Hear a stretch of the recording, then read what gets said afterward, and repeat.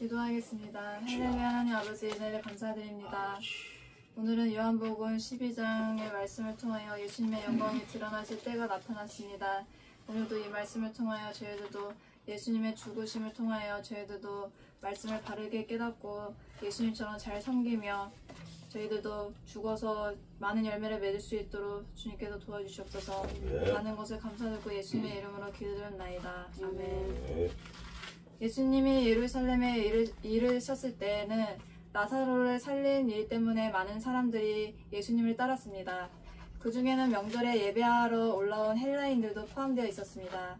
그들이 예수님을 뵙고자 청했을 때 예수님은 이제 인자가 모든 사람을 위해 죽을 영광의 때가 왔다고 말씀하셨으며 십자가 죽음을 제자들에게 예고하신 장면입니다. 첫 번째, 무리가 예수를 맞음은 이 표적 행하심을 들었음이러라. 나사로가 살아날 때 함께 있었던 군중들은 계속해서 예수님이 행하신 일을 증언했습니다. 그 결과 많은 사람들이 예수님을 믿게 되었고, 이처럼 예수님이 십자가를 지시기 위해서 예루살렘에 입성하셨을 때는 반대자들의 핍박도 최고조에 달했지만 당시 주님을 믿는 사람의 수도 가장 많았습니다. 그러므로 항상 어렵고 힘든 부분만 확대해서 볼 필요는 없습니다. 주님의 생애를 통해서도 확인할 수 있는 것은 핍박이 심해질수록 하나님의 복음도 더욱 확장된다는 사실입니다. 오늘 주님을 위한 어려움을 당하고 있다면 다른 곳에서는 또 다른 하나님의 긍정적인 일이 꽃피우고 있을 것입니다. 두 번째, 헬라인. 이들은 할례를 받고 유대교로 개종한 사람들이거나 할례는 받지 않았지만 유대교적 신앙생활을 따르는 하나님을 경외하는 자들이었을 것입니다. 즉 고넬료나 이디오피아의 내시처럼 유대적 신앙생활을 따르는 사람들이었습니다. 그들이 왜 예수님을 만나려 했는지는 알 수 없으나 요한이 이 사실을 여기에 기록한 이유는 예수님의 죽으심이 유대인만이 아니라 온 인류를 위한 것임을 드러내기 위한 것입니다.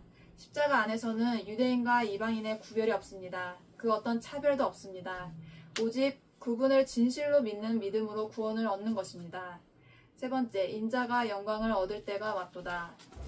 본문에서 예수님이 말씀하신 인자가 영광을 얻을 때는 십자가를 지시는 때를 의미합니다. 예수님은 자신이 얻을 영광이 십자가의 죽음을 통해 많은 열매로 나타날 것이라고 하셨습니다. 그리고 이 사실을 예수님 자신을 따르는 모든 사람들에게까지 적용하셨습니다. 주님이 지신 십자가의 길과 우리가 걸어가는 길은 질은 다르지만 원리는 같습니다. 즉 주님을 섬기고자 하는 사람은 누구든지 주님처럼 살아야 합니다. 진정한 영광은 자기 자신이 죽을 때 옵니다. 그래야 그리스도께서 사십니다. 죄와 욕심에 대해 죽을 때 그것이 진정한 하나님의 영광을 이루는 길입니다. 한편 예수님은 자신의 죽음을 제자들에게 예고하셨습니다.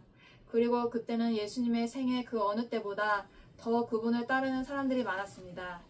유대인과 이방인을 막론하고 예수님에 대한 광범위한 지지가 있었습니다.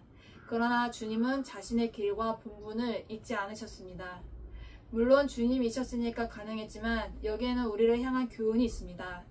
성공과 인정 앞에서 사람들은 종종 성도로서의 본분을 잊고 주님도 있습니다. 그러나 세상적인 성공에 도취되어 성도로서의 본분을 잊지 않아야 합니다. 결론입니다.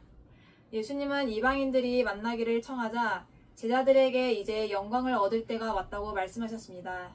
그러나 정작 영광을 얻으시는 방법은 십자가의 죽으심을 통해서라고 강조하셨습니다. 더 나아가 예수님은 이러한 주님의 삶이 모든 믿는 자들의 삶이 되어야 할 것도 가르치셨습니다. 죽어야 사는 것은 기독교의 역설입니다. 내가 죽을 때 그리스도께서 사십니다. 죄에 대하여 욕심에 대하여 죽을 때 그것이 영광이 되는 삶으로 이어집니다. 교회에서도 내 자아가 죽을 때 그것이 하나님께 영광이 됩니다. 사람들이 나를 알아주지 않는다고 섭섭해하고 내 존재 가치가 드러나지 않는다고 원망하면 진정한 하나님의 영광을 이룰 수 없습니다. 주님을 따르는 제자들은 그런 삶을 살아서는 안 됩니다. 주 안에서 오히려 내 존재가 감추어지고 오직 주님만 드러나실 때 그것이 주님과 우리를 향한 가장 큰 영광을 이루는 길임을 기억해야 합니다. 한편 주님은 세상의 환호 속에서도 자신의 길과 본분을 지키셨습니다. 이런 이야기가 있습니다. 네덜란드 사람인 코리 텐붐 여사는 나치 지하에서 신앙과 삶을 담은 그녀의 유명한 책 피난처가 영화화되었을 때 주변 사람들에게 이런 질문을 받았습니다. 코리 아주머니의 영화와 책을 통해서 하나님은 굉장한 일을 하고 계시네요. 이에 대해 그녀는 이렇게 대답했다고 합니다. 맞아요.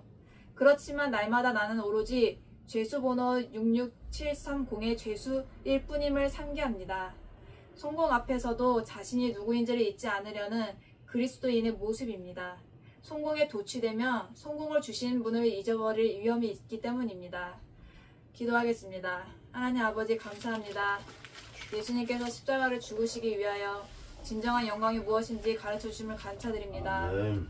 정말 이 세상에서도 저희들이 아무리 성공했다 할지라도 우리들의 본분을 잊지 않게 해주시고 우리들의 죄인됨을 잊지 않게 하시며 더욱더 하나님을 잘 따라서 세상과 죄에 대해서 죽고서 영광스러운 삶을 살아가며 하나님 나라 천국을 바라보며 살아갈 수 있도록 도와주옵소서.